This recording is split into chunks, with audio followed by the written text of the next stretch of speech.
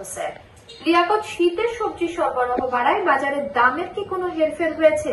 নিত্যপণ্যের সার্বিক বাজার পরিস্থিতি সম্পর্কে জানাবেন আমাদের। মোমো, আপনাকে ধন্যবাদ। খুলনায় শীতকালীন যে সবজির বাজার, সেটি গত সপ্তাহে অনেকটাই কম দেখা গেছে। আমি কয়েকটি বাজার ঘুরেছি এবং বাজার ঘুরে দেখেছি শীতকালীন যে সবজি রয়েছে, সবজির মধ্যে ফুলকপি 80 টাকা থেকে 90 টাকা রয়েছে এবং পাতাকপি 40 টাকা। এখানে হচ্ছে সিম 80 টাকা কেজি, পালং শাক রয়েছে 60 টাকা কেজি এবং লাল শাক রয়েছে 40 টাকা, বেগুন 80 টাকা।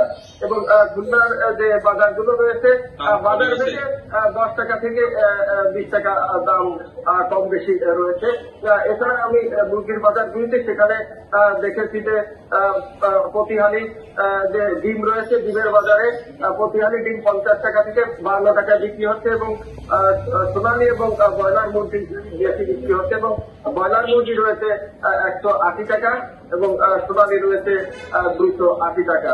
এছাড়া চালের বাজারটা আগের মতোই রয়েছে। চালের বাজারটা যে বেড়েছিল সেটা কমেনি, তবে ক্রেতারা দাবি করছে যে আসলে বাজার মনিটরিং এর মাধ্যমে দামটা আরো একটু সহনীয় পর্যায়ে আনলে ভালো হবে। লিয়াকত, আপনাকে ধন্যবাদ।